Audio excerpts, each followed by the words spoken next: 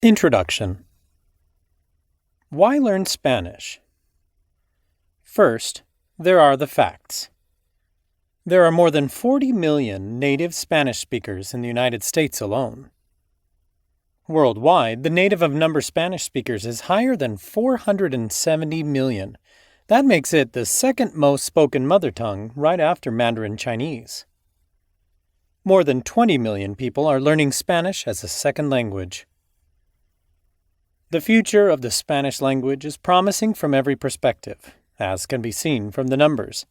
Still, there is probably a more personal reason why you chose to open this little book. Perhaps you seek a closer connection to a loved one who does not speak English, or you are trying to get involved with community work or looking for a job.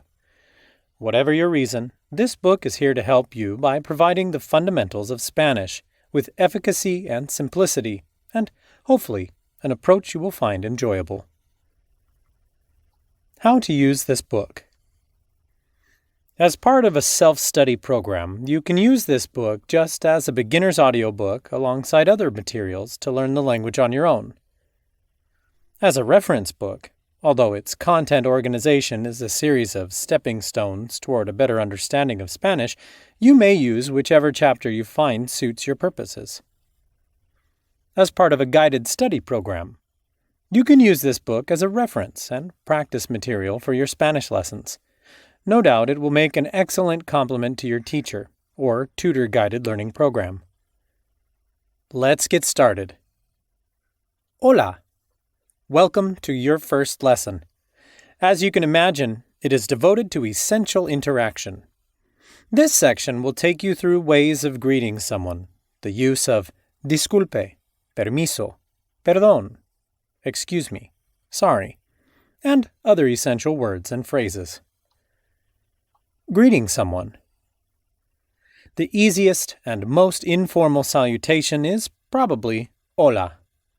A little bit higher on the formality level are the equivalents of good morning, afternoon, or evening, night. Buenos días. For the morning, approximately from 5 a.m. until about noon. Buenas tardes. For the afternoon. This may include hours from 5 to 7 p.m. in some countries, in contrast to its English counterpart, good afternoon. Buenas noches. From the early evening to very early morning hours, in practice. This is because it is assumed, for instance, that you did not get up at 3 a.m., but have not gone to bed yet. If you find it tricky to tell whether you should use buenas tardes or buenas noches, you might take a look out the window. It might sound silly, but it's practical if you are a beginner. If it's already dark, you should probably be using buenas noches. Otherwise, it's quite likely that buenas tardes will be appropriate. Out of the countless ways of saying goodbye, the most common ones are chao, bye, nos vemos, hasta luego, see you later, if you intend to see the person at some other time. You can resort to buenos días, tardes, noches in a more formal situation. The equivalent of how are you is most commonly ¿cómo está? See Chapter 5 for the difference between formal and informal verb forms. More informal options are ¿qué tal? ¿Cómo te va? Roughly, how's it going? Note that some speakers, especially if they feel close to you, might take your question to mean what it says and interpret it as an invitation to tell you about their feelings or health. Being foreign to the language, you do not need to do this. You will do with just saying, bien, todo en orden. ¿Y tú? Roughly, fine, everything's right. And you? If you do intend to tell someone how you are and you are not feeling well, you might need a set phrase. Some of them are más o menos, so-so. No muy bien, not very well. This might imply physical discomfort. Estoy enfermo, men. Estoy enferma, women. I'm sick. Un poco decaído, men. Un poco decaída, women.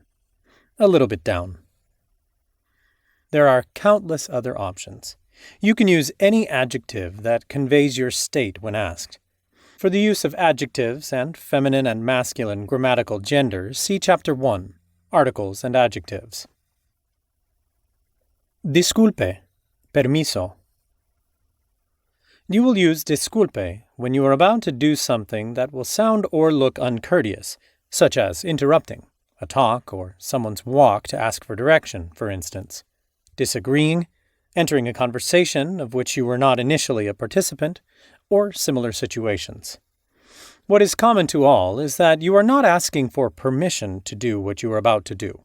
You are merely excusing yourself for doing it. You will use permiso, con permiso, mostly to ask someone to move out of your way. Permiso, without con, is also used when you want to ask for permission to use somebody else's objects. Permiso, ¿puedo usar tus tijeras? Would be, excuse me, may I use your scissors? You can also use it before leaving the table at a meal, to go to the restroom, for instance, and other similar situations. What is common to all of them is that you need somebody else's permission to do what you want to do without being rude. A note on this is that there is a fine line between uses, and they are often interchangeable. For instance, to leave a table at dinner time, you might use both disculpen, excuse me, plus plural verb form, or permiso, literally, with your permission. Other essential words and phrases. Gracias, thank you. De nada, you're welcome. Por favor, please. ¿Me ayuda? See Chapter 5 for the difference between formal and informal verb forms. Will you help me? ¿Dónde queda? Where can I find the bank? Practice text. Con permiso, dijo Marisa, abriéndose paso entre la gente. Apurada, preocupada, media hora tarde de nuevo y perderá su trabajo. El tren, como siempre, retrasado. La gente camina lenta, tranquilamente. Alguien le habla. Hola. Hola, dice ella rápidamente, no queriendo sonar descortés. Era un hombre anciano. ¿Me ayuda? No puedo subir estas escaleras solo. Sí. ¿Cómo podía negarse? Mientras suben las escaleras, llega el tren. Marisa se siente casi enferma de preocupación. Cuando llega a la cima de la escalera, se encuentra con su jefe, sonriente y rejalado. Que tengas buen domingo, Marisa. Nos vemos. Translation. Excuse me, says Marissa, making her way among the people. In a hurry, worried, half an hour late again, and she will lose her job. The train, as always, is delayed. People walk slowly, leisurely. Hello. Hello, she says, not wanting to sound uncourteous. It was an older man. Can you help me? I can't walk up these stairs by myself. Yes. How could she refuse? As they go up the stairs, the train arrives. Marissa is feeling almost sick with worry. At the top of the stairs, she meets her boss, who was smiling and relaxed. Have a good Sunday, Marissa. See you. Practice. Now recite the short story yourself. Feel free to rewind backwards for a quick refresher. Free bonus. Get conversational right away by learning the most useful Spanish first with Rocket Languages 2021 edition. Inside, you'll find 5 proven shortcuts to become conversational right now. How to speak like a natural when speaking Spanish. No experience required. Reveals the path to become fluent in Spanish quickly, on your own, and from the comfort of your home. Claim your free bonus at www.exploretowin.com/conversational. Chapter 1. Articles and Adjectives. Unraveling Gender and Number. Gender. A female door? How does that sound to your ear? Are doors puertas, more like women, and gates portones, more like men? That's definitely a no. Yet the noun puerta, door, is feminine, and the noun portón, gate, is masculine. It so happens that grammatical gender, which vexes English-speaking learners and seems completely unnecessary, is all across Spanish articles, adjectives, and nouns. That might make sense in nouns or adjectives referring to people. El médico, la médica, the doctor plus masculine, the doctor plus feminine. However, a noun for an object, like door, also carries gender. Door, puerta, is feminine in gender, while a noun like gate, portón, is masculine in gender.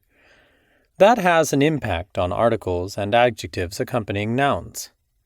Grammatical gender in nouns, referring to inanimate objects, is not based on the real qualities of such objects, but is rooted in the word's history. Nothing makes a door, puerta, feminine, or a gate, portón, masculine. They are mere conventions arising from the history of the language. In Spanish, there are 4 gendered forms of definite articles, as opposed to only one definite article, the, in English. What is more, articles and adjectives must agree, i.e., use the same gender and number as the noun to which they are attached. Let's make this simpler. Included is a table. Definite articles according to gender and number, the. Singular, plural. Masculine, el, los. Feminine, la, las. Included is a table. Indefinite articles according to gender and number, a, an, some. Singular, plural. Masculine, un, a, an. Unos, some. Feminine, una, a, an. Unas, some. Generally, we will use the definite article when you and I have in mind the same specific object or set of objects, and the indefinite article when we aren't referring to something specific or known by all the speakers. There are many more rules concerning the use of these articles, but this general principle will be of use in most cases. Back to gender. A female door would be la, una, puerta, and a male gate would be el, un, portón. If we wish to attach a quality to the door or gate occupying us, we would need an adjective, such as inmenso, inmensa, huge plus masculine, huge plus feminine. That would yield the phrases la puerta inmensa and el portón inmenso. That means we have 2 primary endings for feminine and masculine gender in adjectives. O, masculine, a, feminine. Articles always go before nouns, while adjectives tend to go after them. However, adjectives can go before nouns. It is, in fact, quite common and in some cases mandatory. In this course, we will keep them behind the noun, since their positioning before it might add changes in tone or even meaning. Some examples are la casa blanca, the white house; el pie pequeño, the small foot. In short, masculine adjectives are usually formed by keeping the final o, while feminine adjectives require the change to an a. Included is a table. Adjective: la puerta, el portón. Pretty: la puerta linda, el portón lindo. Open. La puerta abierta. El portón abierto. Closed. La puerta cerrada. El portón cerrado. Small. La puerta chica. El portón chico. Good. La puerta buena. El portón bueno. Bad. La puerta mala. El portón malo. Of course, when referring to a person or animal, grammatical gender will most generally coincide with the gender or sex of the person or animal. But how can we tell whether computers, water, bottles, alarms, or trucks will take grammatically feminine or masculine articles and adjectives? The only way to tell is to know what gender the main noun is. We will address this question in Chapter 3. For now, it is enough to say that a masculine noun takes masculine articles and adjectives, with feminine nouns taking, conversely, feminine articles and adjectives. Number. Articles and adjectives in Spanish need to agree in number with the main noun. Agreement means grammatical coincidence. Agreement is simpler in English than in Spanish because words, such as nouns, adjectives, or verbs, have lost most of their variants, inflections. Thus, the adjective beautiful has one form in English, in contrast with 4 forms in Spanish. Bello, beautiful plus masculine singular. Bella, beautiful plus feminine singular. Bellos, beautiful plus masculine plural. And bellas, beautiful plus feminine plus plural. Long story short, with each adjective and article having 2 gendered forms, masculine and feminine, and also carrying singular or plural numbers, we will get 4 different variants, called inflections, of each article or adjective. Let us revisit the examples with puerta and portón as the main nouns with all 4 forms now. Included is a table with adjective, puerta, portón. Pretty. La puerta linda, las puertas lindas. El portón lindo, los portones lindos. Open. La puerta abierta, las puertas abiertas. El portón abierto. Los portones abiertos. Closed. La puerta cerrada. Las puertas cerradas. El portón cerrado. Los portones cerrados. Small. La puerta chica. Las puertas chicas. El portón chico. Los portones chicos. Good. La puerta buena. Las puertas buenas. El portón bueno. Los portones buenos. Bad. La puerta mala. Las puertas malas. El portón malo. Los portones malos. There are 2 ways of making the plural in Spanish. These are S ending. A, E, I, O, U, or E with an accent. Lindas, adjective. Lindos, adjective. Cafés, noun. A with an accent or O with an accent. Sofás, noun. Burros, noun. I with an accent or U with an accent. Manís, noun. Cebús, noun. ES ending. I with an accent or U with an accent. Maníes, noun. Cebúes, noun. Both S and ES are admitted.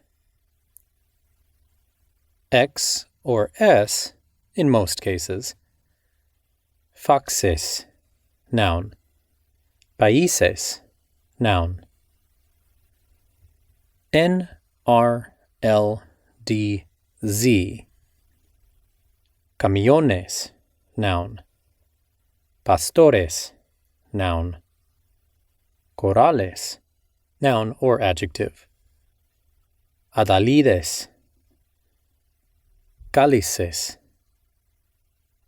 The last example requires changing the Z into a C. The rules are a lot more exhaustive than this. However, the ones presented encompass most nouns and adjectives. Practice. Repeat the plural form of the adjectives after me. Plurals. Small. Pequeño. Pequeños. New. Nueva. Nuevas. Brave. Valiente. Valientes. Left. Izquierdo. Izquierdos. Artificial. Artificial. Artificiales. The same. Igual. Iguales. Tired. Cansada. Cansadas. Irritated. Irritada. Irritadas. Strange. Extraña.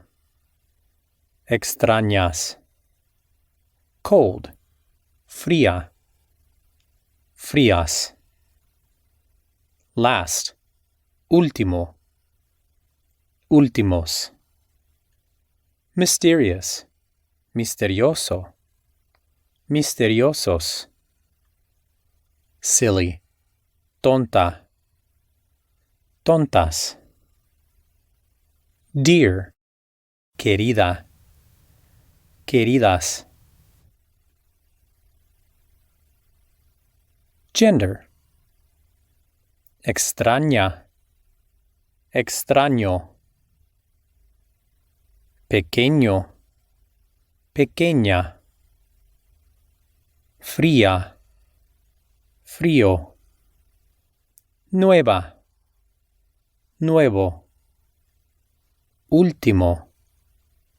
Última. Izquierdo. Izquierda. Tonta. Tonto. Misterioso. Misteriosa. Querida. Querido. Practice text. Prepare to hear the words in action. Marisa se muda al pueblo pequeño donde nació. Para su nueva casa, quiere comprar un sofá. El día de la compra, el vendedor la mira y le dice, «Vaya qué mujer valiente». Ella se pregunta por qué, pero no dice nada. El ojo izquierdo del vendedor es artificial, pero parece igual al otro, que tiene también una apariencia vidriosa y lejana. En el vecindario, todos miran a los transportistas mientras llevan el sofá a la casa de Marisa.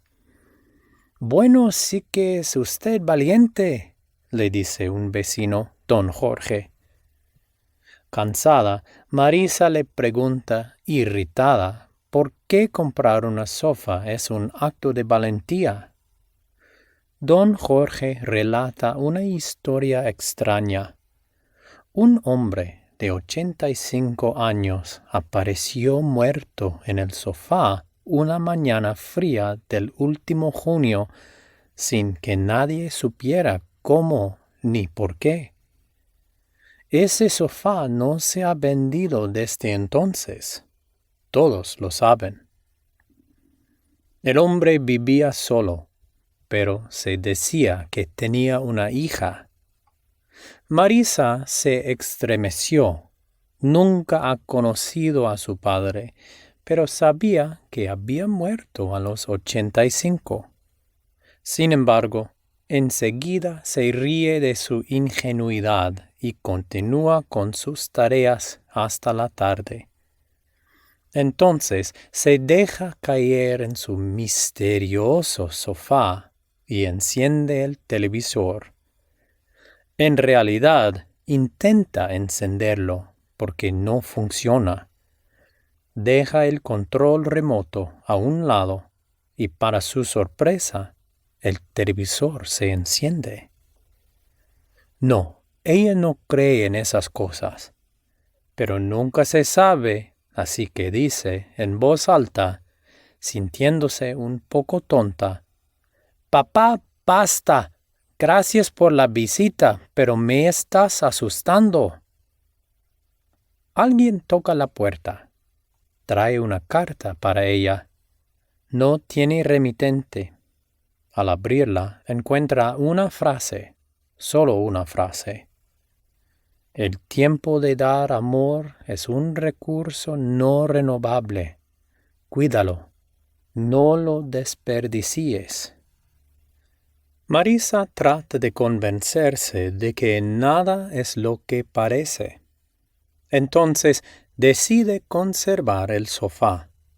Sin embargo, guarda la carta con sus pertenencias más queridas. Translation. Marissa is moving to a small town where she was born. For her new house, she wants to buy a sofa. On the purchase day, the seller looks at her and says, "Well, what a brave woman." She asks her why, but she says nothing. The seller's left eye is artificial, but it looks just like the other one, which also has a glassy and distant appearance. In the neighborhood, everybody looks at the carriers as they take the sofa to Marissa's house. "Well, you are a brave woman indeed," says a neighbor, Don Jorge. Fed up, Marissa asks, irritated, why the purchase of a sofa is an act of courage. Don Jorge tells a strange story. An 85-year-old man was found dead on the sofa a cold morning last June, without anyone knowing how or why. That sofa hasn't sold since then. Everybody knows it. The man lived by himself, but it was said that he had a daughter. Marissa shivers. She has never known her father, but she knows he had died at 85 last June. However, she immediately laughs at her naivete and continues with her tasks until the evening. Then she collapses on her mysterious sofa and turns on the television. At least she tries to turn it on, because it doesn't work. She places the remote to her side, and to her surprise, the television turns on. No, she doesn't believe in such things. But you never know, so she says in a loud voice, feeling a bit silly, "Dad, stop it. Thanks for your visit, but you're scaring me." A man knocks at the door. He has a letter for Marissa. The sender is unknown. When she opens it, she finds a phrase. Only one phrase. Time to give love is a non-renewable resource. Take care of it. Don't waste it. Marissa tries to persuade herself that nothing is what it seems, so she decides to keep the sofa. Still, she puts the letter away with her dearest belongings. Chapter 2. Prepositions. The meanings and use of the. Most common prepositions. A, con, de, por, para, en. A. To indicate time or place. Está a la puerta. He or she is at the door. Estaré a las 5. I'll be there at 5. To indicate a destination. Voy a la cocina. I'm going to the kitchen. Voy de vacaciones al Caribe. I'm going on vacation to the Caribbean. To indicate location with respect to a point. Está a la derecha del hospital. It's on the right of the hospital. Estoy a tu izquierda. I'm on your left. Está al final del pasillo. It's at the end of the corridor. To indicate how something is done. Fui a pie, a caballo. I went on foot, on horseback. Abrió la puerta a golpes. He or she hit the door. Note that when referring to transportation, we use a for a pie, on foot, and a caballo, on horseback. But we need to say en bicicleta, tren, auto, en el metro, by bike, train, car, by subway. Other similar expressions are a mano, by hand, handwritten, a los gritos, yelling, but it maintains continuity and intensity. To indicate the beneficiary of an action. Entregó su dinero a los pobres. He or she gave his or her money to the poor. Dale el juguete a tu hermano. Give the toy to your brother. Con. To indicate the means or instrument. Cortó el papel con las tijeras. He or she cut the paper with the scissors. To express how an action is done. Habló con sabiduría. He or she talked with wisdom, wisely. Camina con ansiedad. He or she walks with anxiety, anxiously. In the company of someone or something. Fui con mis amigos. I went with my friends. Fui con un abanico en la mano. I went with a fan in my hand. De. To indicate possession. Este celular es de María. This cell phone is Maria's. To indicate a relationship. Es la madre de Juan. She is Juan's mother. To indicate origin. Es de Bolivia. He, she, it is from Bolivia. Salió de su casa. He or she went out of his or her house. To indicate material. Las zapatillas de cristal. The crystal slippers. La puerta de madera. The wooden table. This use might be difficult to grasp, since English does not require prepositions in most such cases. Think of it as if you had to say, the table made of wood, rather than the wooden table. To indicate a topic. Este es un libro de aventuras. This is an adventure book. La conferencia trató de la mutación de los virus. The conference was about virus's mutation. Again, English mostly does away with prepositions in this case. Think of it as if you needed a phrase with about every single time. Example, this is a book about adventure. To indicate a portion of something. Un poco de agua, a bit of water. Un par de medias, a pair of socks. De is the preposition with the most uses in Spanish. You will gain mastery in its use as you move forward in your study of the language. Por. To say who the doer of an action is, in some sentences. Similar to by. Pintado por Picasso. Painted by Picasso. Este documento fue firmado por un abogado. This document was signed by a lawyer. Through a place. Caminó por el bosque, hacia el refugio. He or she walked through the forest toward the shelter. No vayas por la casa tirando migas. Don't go about the house dropping crumbs. Around a place. El correo está por el vecindario. The post office is somewhere around the neighborhood.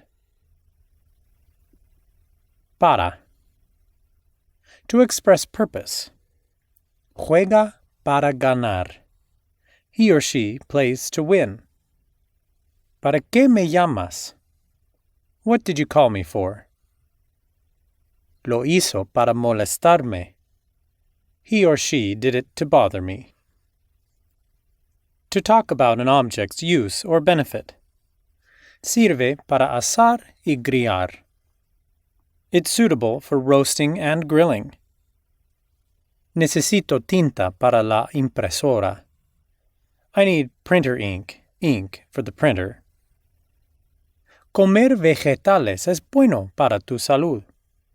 Eating vegetables is good for your health. To indicate a beneficiary or receiver. Esto es para mi novio. This is for my boyfriend. Compró rosas para su madre. He or she bought roses for his or her mother. With the meaning of, to myself, yourself. Murmuré para mí mismo que la comida estaba fría. I muttered to myself that the food was cold. Pensó para sí mismo, qué hermoso lugar, debo vivir aquí. He or she thought to him or herself, what a beautiful place, I must live here. En. To express the place, time, or sometimes way in which something happens. Está en Barcelona. He or she is in Barcelona. Vendrá en agosto. He or she will come in August. Los animales corrieron en estampida. The animals stampeded. El ejército se volvió en retirada. The army went back in retreat.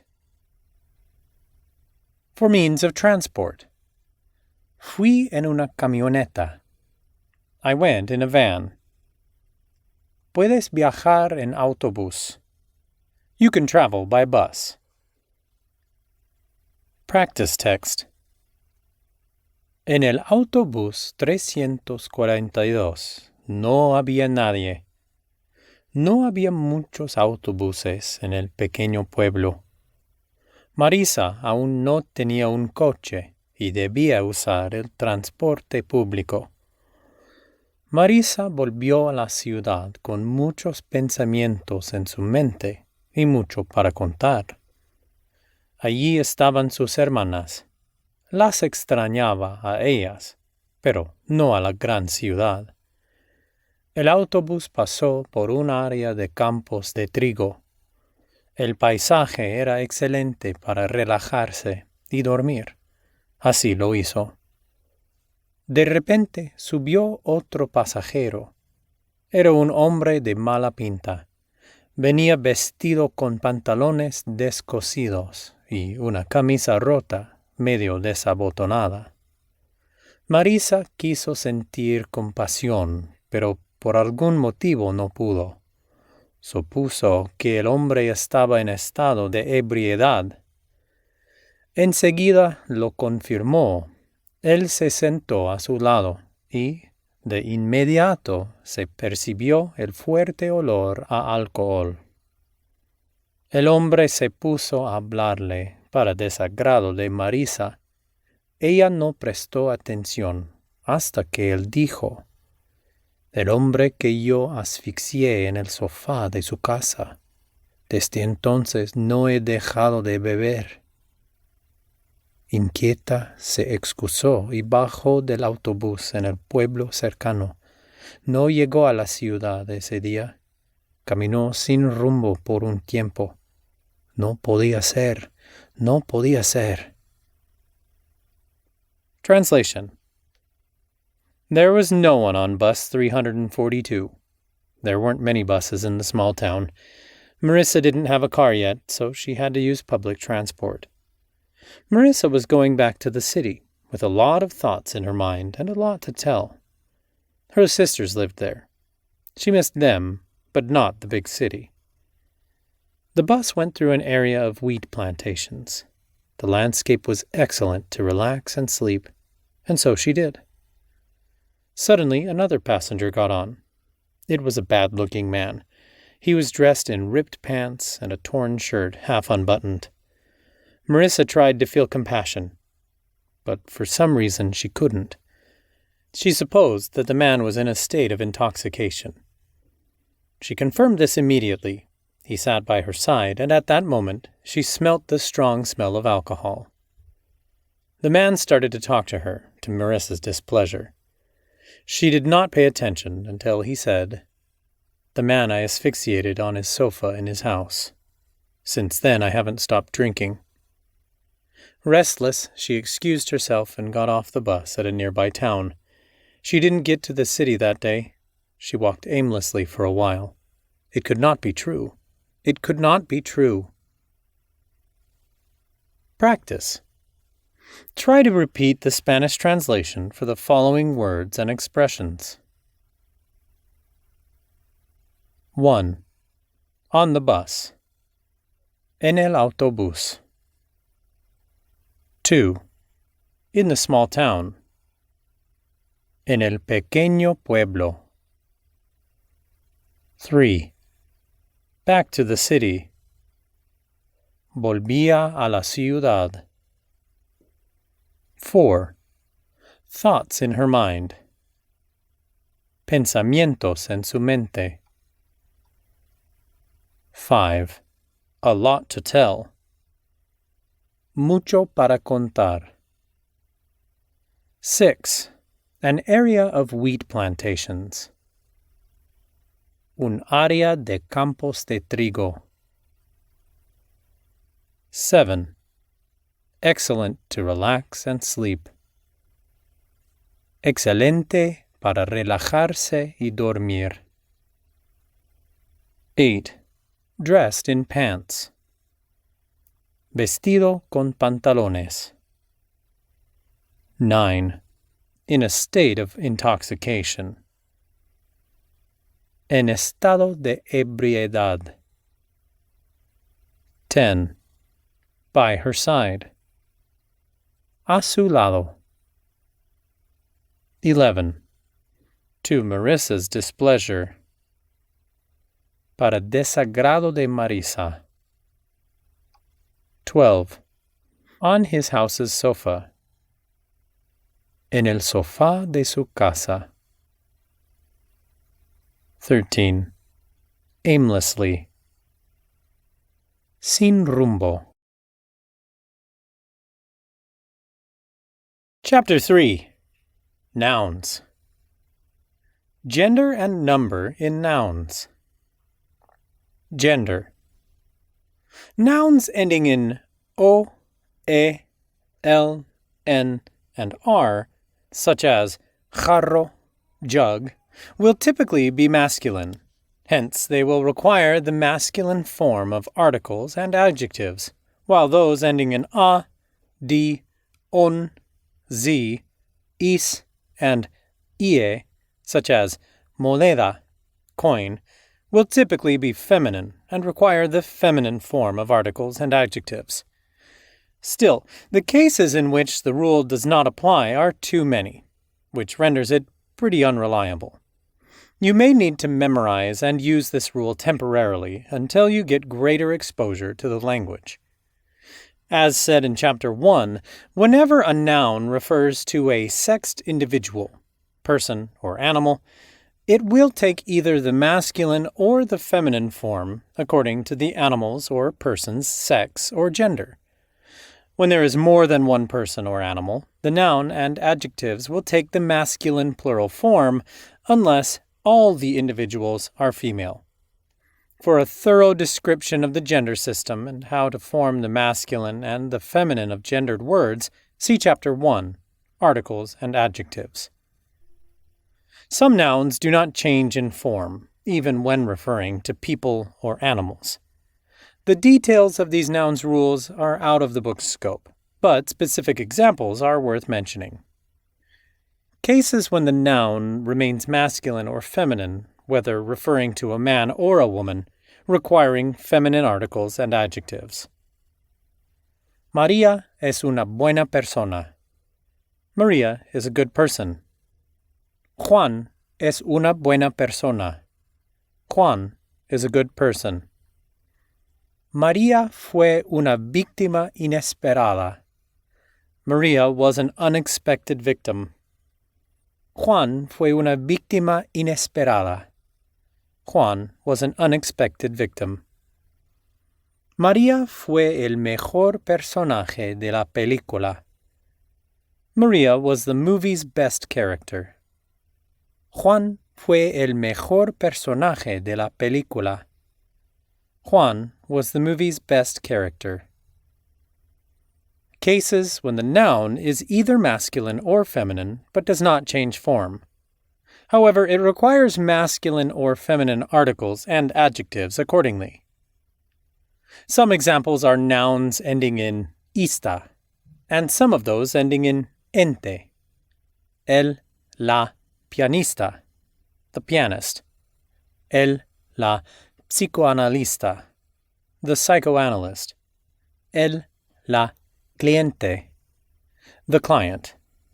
El, la valiente, the brave one.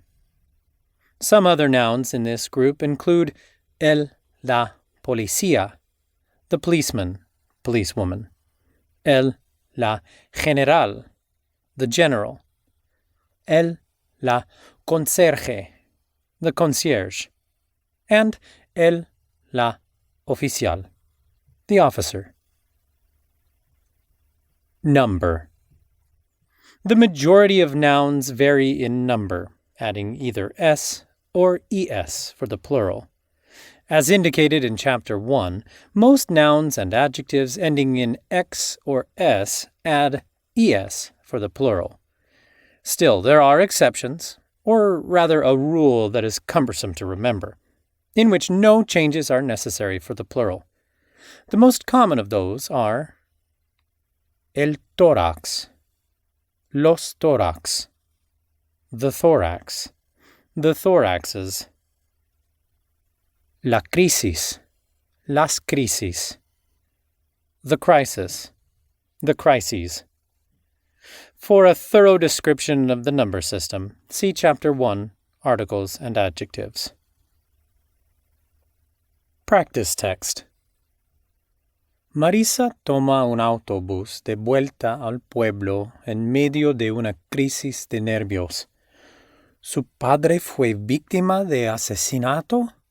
¿Por qué no había hecho preguntas al posible asesino de su padre? Ella podría haberlo matado en ese momento. Sin siquiera volver a su casa, va a la estación de policía del pueblo sin saber qué decir.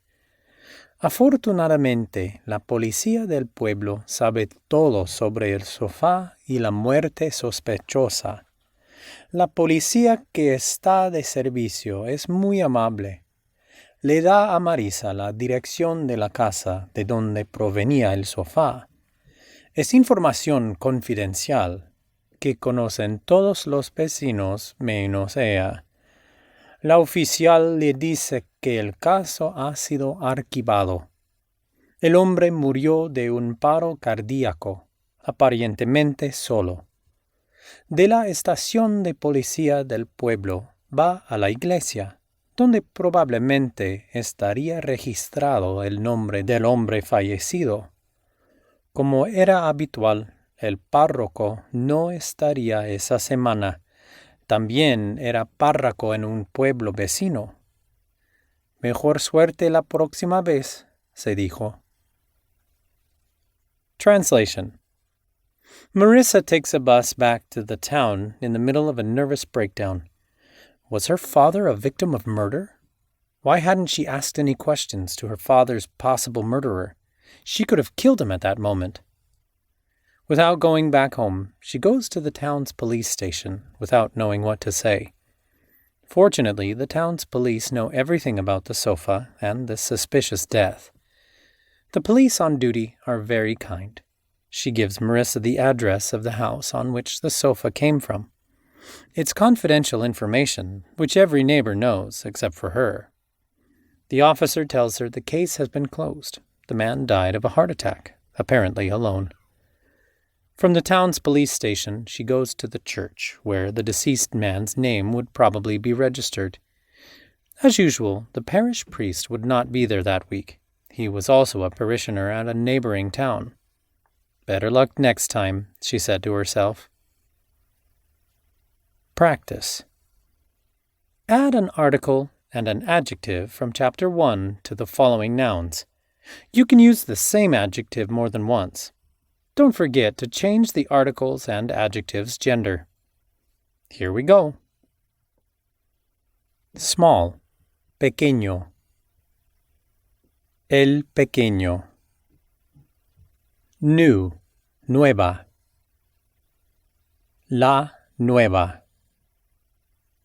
Brave, valiente. La valiente. Left, izquierdo. El izquierdo. Artificial, artificial. El artificial. The same, igual. El igual. Tired, cansada. La cansada. Irritated, irritada. La irritada. Strange, extraña. La extraña. Cold, fría. La fría. Last, último. El último. Mysterious, misterioso. El misterioso. Silly, tonta. La tonta.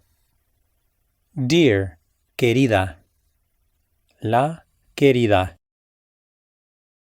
Key, possible answers. 1. Víctima, feminine. La última víctima. 2. Autobús. El autobús nuevo. 3. Padre, masculine. El padre querido. 4. Sofá, masculine. El sofá pequeño. 5. Policía, feminine. La policía valiente. 6. Vecino, masculine.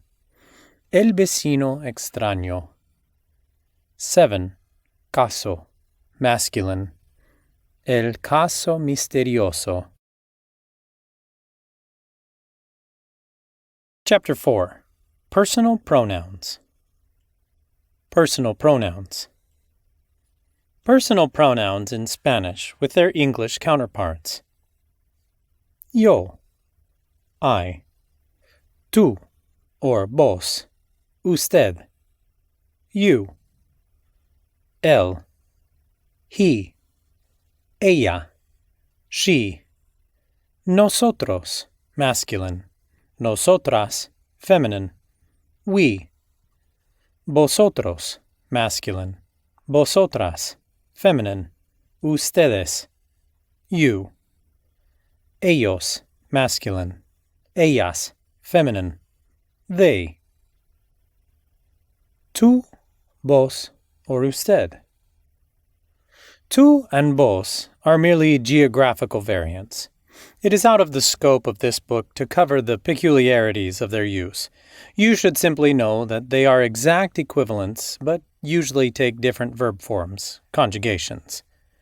What is, however, interesting to us is the difference between tú, or vos, and usted.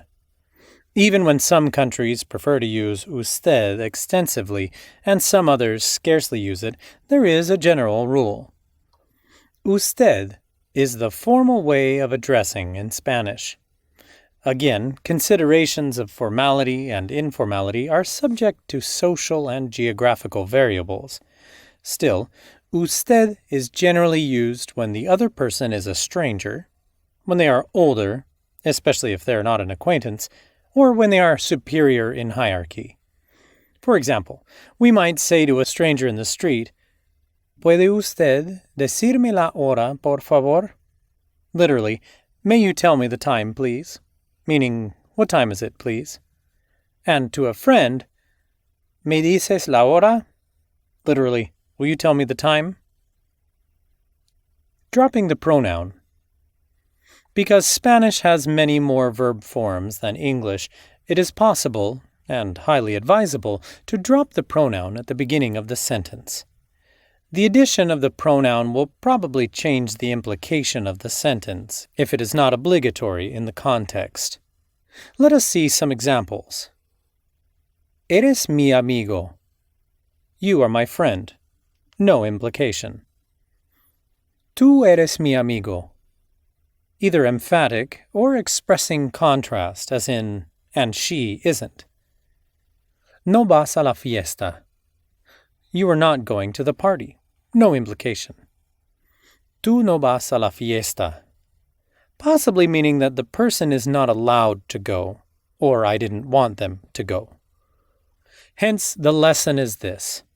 Do away with the pronoun unless you have a clear reason to use it. Clear reasons to use the pronoun are potential ambiguity. Imagine a setting where there are 3 people. You need to address one of them using usted. It so happens that the conjugation for usted is normally the same as for él, ella. That context calls for the addition of the pronoun to clarify to whom you are referring. Wrong. Va a la fiesta? Ambiguous. Are you, is he, going to the party? Right. ¿Él va a la fiesta? Is he going to the party? ¿Usted va a la fiesta? Are you, formal, going to the party? Emphasis. Tú sí que me tienes harta. Literally, you do make me fed up. Meaning, I'm so fed up with you. Tú eres muy inteligente. No les hagas caso. You are very intelligent. Don't listen to them. Contrast. Te digo que tú no vas. Voy yo. I'm telling you that you are not going. I'm going. Él me lo dijo. Tú me lo ocultaste. He told me. You hid it from me. Vosotros or ustedes. A word of comfort. Whichever you use, you will be understood. However, the use of vosotros is mainly restricted to Spain as an informal way of addressing 2 or more people, the plural of tú. Elsewhere, the most likely pronoun is ustedes, which is restricted to formal contexts in Spain. Practice text. Por fin el domingo, Marisa encuentra al párroco. Le pregunta si hay algún registro de la muerte de un hombre llamado Alejandro Torres. Él no le responde, sino que la invita a sentarse. Alejandro era muy querido por aquí. Sé que estuvo preguntando por él en la estación de policía. ¿Lo conocía usted? En realidad no. Discúlpeme. Qué descortés. Olvidé preguntarle su nombre. Marisa Torres. El viejo sacerdote suspira. ¿Usted tiene con él algún parentesco? Yo no lo sé. Mire, él era un buen hombre. Sé lo que le dijo a usted, interrumpió Marisa. No se preocupe. Sé que usted no puede decirme nada. ¿Qué es lo que sabe? Él era mi padre. Ella no estaba segura de lo que decía, pero tenía que conseguir información de algún modo. Era una estrategia un poco sucia, pero no tenía alternativa. Dicen por aquí que era muy devoto. Sé que usted escuchó su confesión más de una vez. Una vez más, él suspira, temblando de nervios esta vez. Mire, no me diga nada. Basta con su silencio. ¿Puedo ayudarla con algo? Muchas gracias. Usted no puede ayudarme. Translation. Finally on Sunday, Marissa finds the parishioner. She asks him if there is any record of the deceased man called Alejandro Torres. He doesn't reply, but invites her to take a seat. Alejandro was very appreciated around here. I know you have been asking about him at the police station. Did you know him? In fact, no. Excuse me, how uncourteous. I forgot to ask your name. Marissa Torres. The old priest sighs. Are you related to him? I don't know. Look, he was a good man. I know what he told you, interrupted Marissa.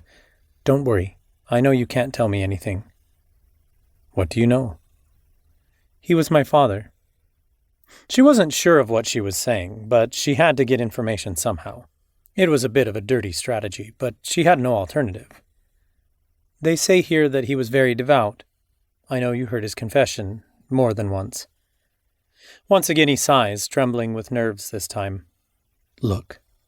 No, don't say anything. Your silence is enough. May I help you with anything? Thank you very much. No, you can't help me. Practice. 1. Go back to the story. Take note of the personal pronouns being used. 2. Why are they using usted rather than tú? 3. Go back to the text again. With the help of the translation, underline the sentences with dropped pronouns. Hint: a sentence always contains a verb. All right, I hope you went back. Here are the answers to points 1 and 3. Por fin, el domingo, Marisa encuentra al párroco. Le pregunta si hay algún registro de la muerte de un hombre llamado Alejandro Torres. Él no le responde, sino que la invita a sentarse. Alejandro era muy querido por aquí. Sé que estuvo preguntando por él en la estación de policía. ¿Lo conocía usted? En realidad no. Discúlpeme, qué descortés. Olvidé preguntarle su nombre. Marisa Torres. El viejo sacerdote suspira. ¿Usted tiene con él algún parentesco? Yo no lo sé. Mire, él era un buen hombre. Sé lo que le dijo a usted, interrumpió Marisa. No se preocupe. Sé que usted no puede decirme nada. ¿Qué es lo que sabe? Él era mi padre. Ella no estaba segura de lo que decía, pero tenía que conseguir información de algún modo. Era una estrategia un poco sucia, pero no tenía alternativa. Dicen por aquí que era muy devoto. Sé que usted escuchó su confesión más de una vez. Una vez más él suspira, temblando de nervios esta vez. Mire, no me diga nada. Basta con su silencio. ¿Puedo ayudarla con algo? Muchas gracias. Usted no puede ayudarme. Point 2. Marissa is using usted for 3 reasons. The priest is a stranger. He is old, and he has a higher status or hierarchy. The priest is using usted for one main reason. He doesn't know Marissa. On the other hand, it is quite possible that in a conversation with an adult, not even a senior priest would use tú, since doing so would emphasize the difference in status. Chapter 5. Verbs and Adverbs. 3 main verbs: ser, estar, tener. Ser or estar. The verbs ser and estar are the equivalents of the verb to be in English. The first difficulty is telling them apart. There is a classical rule that is still of help. It states that ser is used for permanent states, while estar is used for temporary states. Hence the difference between these two sentences. Él está feliz. He is happy right now. Él es feliz. He is happy. He has happiness in his life. However, it does little to help explain examples such as these. Juan está casado. Juan is married. Juan is a married man. Juan es casado. Same meaning. Almost. The difference in this case is that the example with es serves to include Juan into a category, that of married men. Hence, in addition to the classical rule, we will say that whenever you need to identify someone or something or describe it, you will prefer ser to estar, leaving the latter for cases in which the qualities are not innate or identificatory. Juan está casado merely expresses Juan's marital status, thus being closer to Juan is married than to Juan is a married man. Tener. This verb indicates possession. It can be thought of as the equivalent to have in many cases. Look at these examples. La niña tiene un juguete. The girl has a toy. Los niños tienen fiebre. The children have a fever. Note, this is not an exact equivalent in all circumstances. Juan tiene suerte. Juan is lucky. Literally, Juan has luck. Juan tiene 25 años. Juan is 25 years old. Literally, Juan has 25 years. Conjugation of ser, estar, tener in the present tense of the indicative mood. The present tense of the indicative mood is like the simple present tense in English. He goes to work at 8 o'clock. We will only cover this tense in the present course. The conjugations for each person are as follows. Included is a table. Pronoun ser, estar, tener.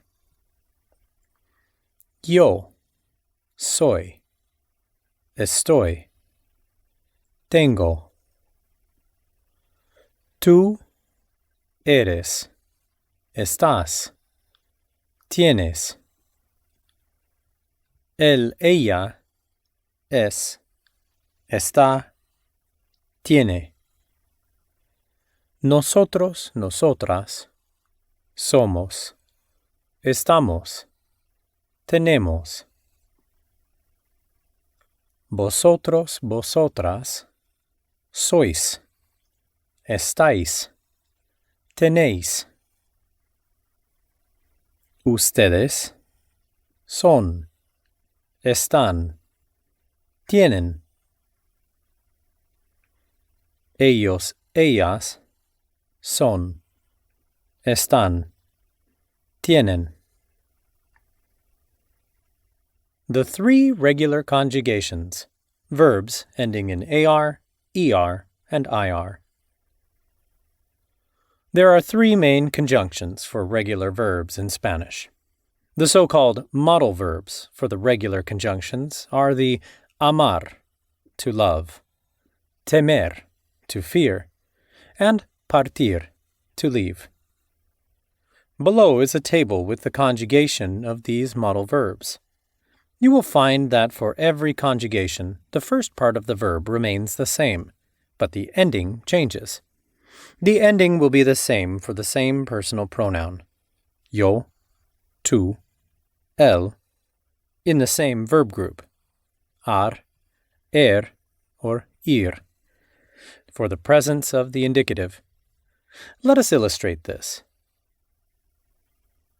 Included is a table of the present of the indicative mood. Pronoun: amar, ar, temer, partir, ir. Yo: amo, temo, parto. Tú: amas, temes, partes. Él, ella: ama, teme, parte. Nosotros, nosotras: amamos, tememos, partimos. Vosotros, vosotras: amáis, teméis, partís. Ustedes: aman, temen, parten. Ellos, ellas: aman, temen, parten. Thus, to conjugate a verb like tomar, you would need to take away the AR ending and add the corresponding one for each personal pronoun. Included is a table with a regular AR verb, tomar, to take. Pronoun: conjugation. Yo tomo. Tú tomas.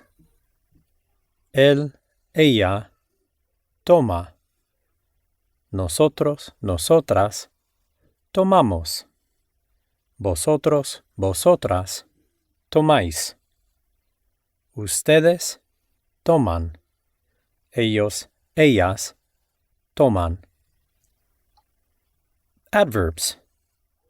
There are several categories of adverbs in Spanish. In this course, we will cover 3 of them. The negative adverb, no. This adverb is used to express negation, pretty much in the same way as no in English. However, it also has the function of negating the verb. Ella no vino. She didn't come. Ella no viene. She doesn't come. She isn't coming. So, if you need to make the negative form of any verb, all you have to do is place no in front of the verb. Frequency adverbs. They are the equivalent to always, usually, often, sometimes, hardly ever, never, and the like. They can go anywhere in the sentence. The most relevant ones are these. Siempre, always. Usualmente, normalmente, usually. Con frecuencia, often, frequently.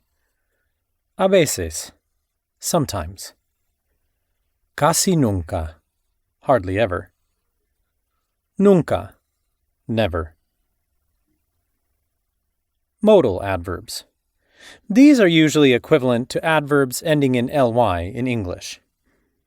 Their usual ending is mente. Whenever the adjective originating the adverb has a masculine gender marker, o, you need to change it in an a before adding mente to form the adverb. Included is a table. Verb. Adverb form.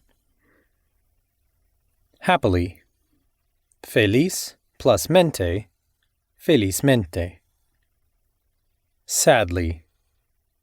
Triste plus mente, tristemente. Beautifully. Hermosa plus mente, hermosamente. Bella plus mente, bellamente. Lovingly.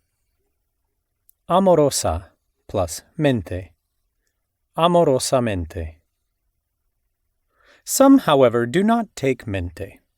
Examples are mal, badly, and bien, well. Be careful not to overuse adverbs ending in mente. since Spanish has a lower tolerance for modal adverbs than English. Instead, you can use modal constructions with con plus noun. Examples. Lo hizo con cuidado, cuidadosamente. He or she did it carefully. Habló con amabilidad, amablemente. He or she spoke courteously. Vino con rapidez, rápidamente. He or she came quickly. Practice text. Marisa deja con pesadez de la parroquia del pueblo, pero está segura de que quiere pedir ayuda. Ya ha decidido a quién, pero nadie puede saberlo. Rosana, la curandera del pueblo, sabe resolver toda clase de problemas. Amores, trabajo, maldiciones, todo. Seguramente podrá ayudarla con esto. Poco le importa que todos llamen bruja a Rosana. A Marisa le agrada ella. Es amable y generosa con los vecinos. Sin ser vista, se acerca a la humilde casa de Rosana y golpea las manos. Rosana se acerca a la puerta. Pase, querida, le dice, casi afectuosamente, a Marisa. La estaba esperando. Marisa tiene un poco de miedo, pero decide entrar. Espera que la conversación sea larga. Translation. Marissa leaves the town parish sluggishly, but she is sure she wants to ask for help. She has already decided whom to ask, but nobody must know. Rosanna, the town healer, knows how to solve all kinds of problems. Love, work, curses, everything. Certainly she will be able to help her with this. Little does she care that everybody calls Rosanna a witch. Marissa likes her. She is kind and generous with her neighbors. Without being seen, she approaches Rosanna's humble house. She claps her hands. Rosanna approaches the door. "Come in, my dear," she says to Marissa, almost affectionately. "I was waiting for you." Marissa has some fears, but she decides to come in. She expects the conversation to be long. Practice. 1. What are the modal adverbs of these English words? Certainly. Seguramente. Affectionately. Afectuosamente. 3. Form modal adverbs from these Spanish adjectives. Lenta. Lentamente. Terca. Tercamente. Sabia. Sabiamente. Tranquila. Tranquilamente. Chapter 6. Interjections. Proper interjections. These are the ones that do not include full words. Here's a list of some of the most common with the closest equivalent. Ah! Ah. Huh. Oh. Amazement. Surprise. Pleasure. Oh! Oh. Amazement. Admiration. Ay! Ouch. Oh. Eh? Eh. Huh? Huh. Hey. To ask for clarification. To express anger or rejection. Hey. Hey. Warning. Ooh. Oh. Amazement. Surprise. Pwah. Yuck. Disgust. Ooh. few. Relieve, tiredness. Bah, bah, disdain. Other interjections. Dios mío! Oh my God! As opposed to its English equivalent, this is not perceived as blasphemous, improper, or sensitive by most speakers, but must be used with some care. Cuidado! Watch out! Ojo! Be careful, beware. It can express either a warning or a threat. Hombre! Mujer! Man! Woman! Its use in the masculine might be unrelated to any of the speaker's gender. Thus, if somebody says, no hombre, it really means no way, or I can't believe it. When the gender is relevant, it is because it is being used as a form of address, pretty much like brother, man, or guys. Oye! Hey, listen. You use it to get somebody's attention, but it can be slightly brusque or even rude if the person addressed is not closely related. Vaya! From the verb to go, similar to wow. You can use it to express surprise, wonder, or displeasure. Practice text. Marisa sale conmocionada de la casa de Rosana. Uf, sí que hace calor. O Marisa siente demasiado calor por la intensidad de sus emociones. O ambas. Rosana le dice que conocía a su padre muy bien, que él y su madre habían acordado separarse. Sin embargo, que él desapareciera de su vida no era parte del plan. Tiempo después, don Alejandro quiso recuperar a su madre de alguna manera. Como no podía atraerla con amabilidades y flirteos, recurrió a Rosana. Rosana le advirtió que no podía hacer mucho para ayudarlo, porque sus amarres nunca funcionaban después de una traición. Sin embargo, ella fue su principal consejera espiritual durante un tiempo, hasta que acudió al padrecito Fernando, como le decían al sacerdote. Rosana estimaba mucho al padrecito, pero sabía que él asustaba a la gente con advertencias. Cuidado, si Rosana hace cosas buenas, no sabemos cómo las hace. Vaya, pues, rezándole a la Virgencita, ¿cómo cree, padrecito? Le había dicho una vez, ya cansada. Nunca entendió la razón de su desconfianza.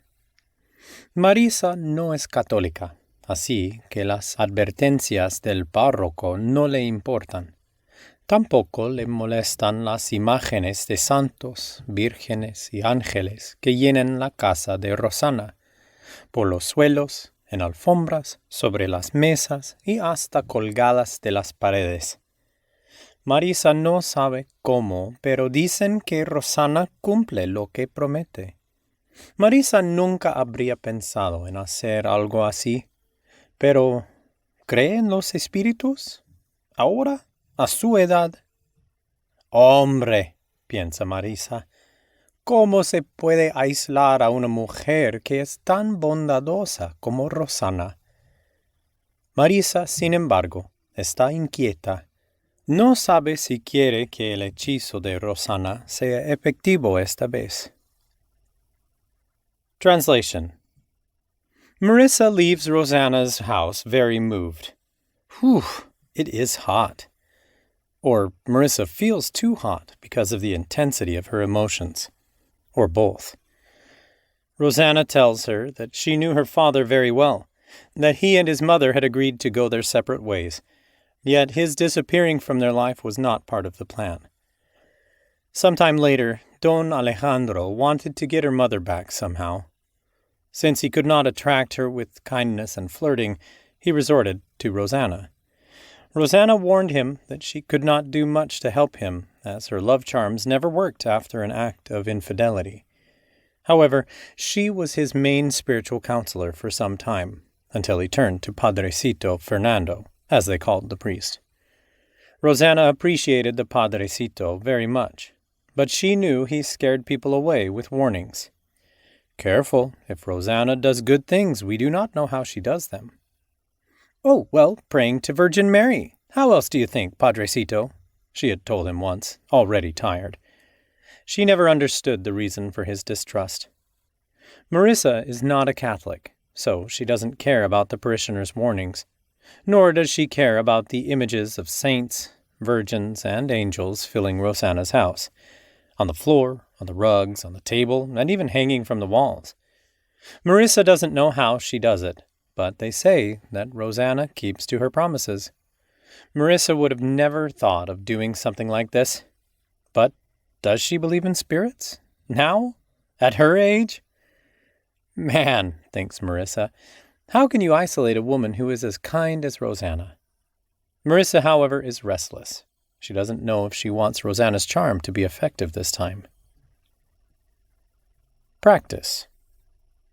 Listen to the Spanish story again and note the interjections. Hey, you're back. Here are the interjections. Uf. Cuidado. Vaya. Hombre. Chapter 7. Tips and Tricks. Tips. Tip 1. Don't forget to drop pronouns. It is much more natural and can prevent misunderstandings. Tip 2. Oxford has a web-based free bilingual dictionary you can use. The site is https://www.lexico.com/. Type 3. Use web-based talks or movies in Spanish and turn on Spanish subtitles. That is a practical way of learning how to read. Then turn off the subtitles and try writing out some of the words you hear. Don't forget to check against the subtitles afterward. Tip 4.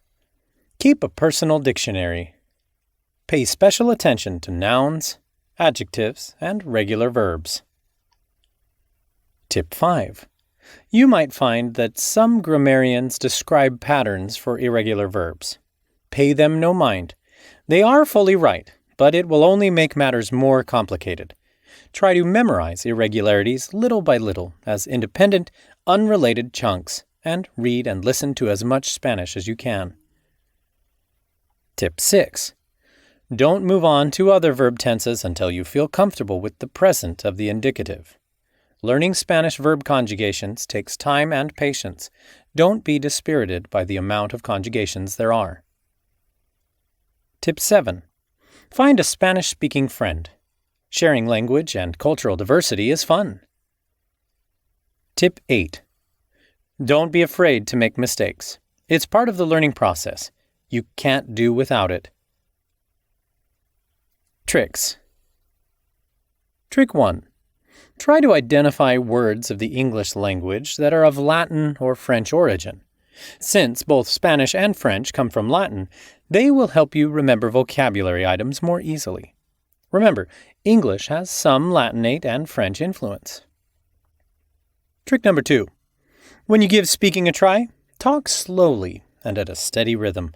This will give you time to think and prevent you from stopping short when you can't remember a word. Trick 3. Always remind your interlocutor or reader that you are foreign to the language. They will certainly try to help. Trick 4. If you can't understand a text in Spanish, turn to someone for help. Translation freeware can be treacherous at times, and you might end up learning a mistake. Trick 5. Human gender awareness is high among Spaniards and growing among Latin Americans and Latinos and Latinas. This course follows the traditional approaches to grammatical gender, which some people find questionable or offensive. Again, remind your interlocutor or reader that you are using the standard because you are foreign, and, if possible, ask them to explain their views. You do not have to agree, but it is important to be tuned into changes in the language you are learning. Practice text. El pueblo está conmovido. Un pobre hombre, cuya familia se desconoce, apareció muerto al costado de un camino. La policía está investigando, pero, al parecer, el cuerpo no muestra signos de violencia. A decir verdad, la policía no está demasiado interesada. Era un hombre de mediana edad, con adicción al alcohol y a las drogas, que andaba de pueblo en pueblo contando historias extrañas. No era el primer hombre en situación vulnerable en caer muerto al lado de un camino.